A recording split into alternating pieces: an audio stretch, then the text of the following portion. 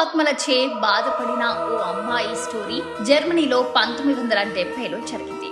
David Mitchell అనే ఒక అమ్మాయి జీవితంలో జరిగిన యథార్థ సంఘటన. ఆ విషయం ఎప్పుడు ఎవరు తలుచుకున్నా చాలా భయం కలిగించే ఒక పీడకల లాంటిది. మిచెల్ కి చిన్నప్పటి నుండి జీసస్ అంటే ఎంతో భక్తి. చిన్నప్పటి నుండి ప్రతిరోజు చర్చికి వెళ్తూ ఉండేది. అయితే ఒక రోజు మిచెల్ తల్లిదండ్రులు ఒక ఇంటిని తీసుకున్నారు. అదే మిచెల్ జీవితంలో పెను మార్పులు తీసుకొచ్చింది. ఆ ఇంటిని తీసుకున్న తర్వాత మిచెల్ ప్రవర్తనలో చాలా మార్పు వచ్చింది. ఎంతో సంతోషంగా ఉండే మిచెల్ దయ్యాలతో చిత్రవద అనుభవించింది. మిచెల్ ఆ రోజు నుండి చర్చికి వెళ్లేది కాదు. ఒకవేళ తల్లిదండ్రుల బలవంతం వల్ల వెళ్ళినా కానీ అక్కడ ఎక్కువసేపు ఉండగలిగేది కాదు.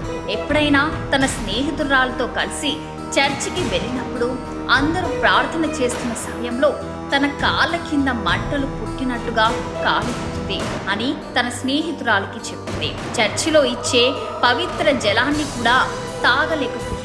ఎంతో పవిత్రమైన సిలువను చూడలేకపోయేది. తాగను కూడా తాగలేకపోయింది. మిచెల్ ప్రవర్తనలో ఈ మార్పు చూసిన ఆమె తల్లిదండ్రులు ఎంతో భయపడ్డారు. మిచెల్ను భూతాలు వదిలించే చర్చ్ ఫాదర్ దగ్గరికి తీసుకెళ్దాం అనుకున్నారు. కానీ జర్మనీలో ఇలాంటి వాటికి అక్కడికి గవర్నమెంట్ పర్మిషన్ ఇవ్వదు. అయితే కొద్ది రోజుల తర్వాత మిచెల్ ఇంకా వింతగా ప్రవర్తించేది. రాత్రులు పెద్దగా శబ్దాలు చేస్తూ అరుస్తూ ఉండేది. అయితే చర్చ్ ఫాదర్లు గవర్నమెంట్ పర్మిషన్ కోసం మిచెల్ వాళ్ళ ఇంట్లో కెమెరాలను పెట్టారు. ఆ కెమెరాలు మిచెల్ యొక్క భయంకరమైన ప్రవర్తనను రికార్డ్ చేశాయి. తను ఉన్నట్టుండి ఒక్కసారిగా గాల్లోకి లేచి గట్టిగా అరుస్తూ తనని తానే గాయం చేసుకునేది. ఈ ఆధారాలను మిచెల్ తల్లిదండ్రులు కోర్టుకు సమర్పించారు. అప్పుడు కోర్టు వారికి అనుమతించింది. మిచెల్ ను నయం చేయడానికి వచ్చిన చర్చ్ ఫాదర్లు మిచెల్ యొక్క గొంతు నుండి 6 వేర్వేరు శబ్దాలు రావడం గమనించారు. అప్పుడే వాళ్లకు ఒక భయంకరమైన సంఘటన తెలిసింది.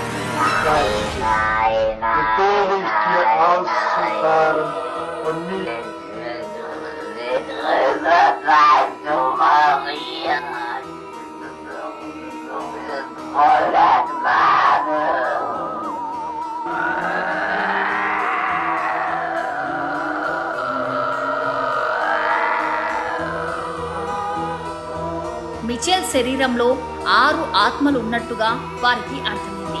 అది చూసి వాళ్ళు చాలా బాధపడ్డారు. ఎందుకంటే మిచెల్ ను 6 ఆత్మలు వేధించుకుంటూ తింటున్నాయి.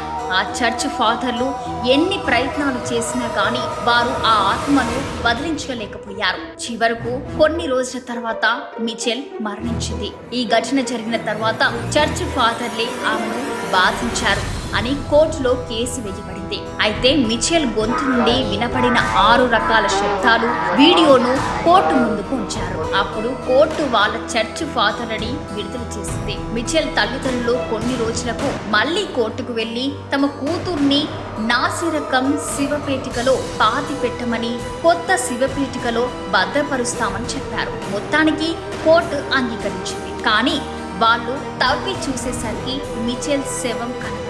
మిచెల్ శవం ఏమైంది? కొన్ని రోజులకు మిచెల్ నివసించే ఇల్లు కూడా ఉన్నట్టుండి మంటల్లో కాలిపోయింది. ఆ మంటలు ఎలా అంటున్నాయో ఎవ్వరికీ తెలియదు. ఇలా మిచెల్ కథ చాలా విషాదంలో ముగిసింది.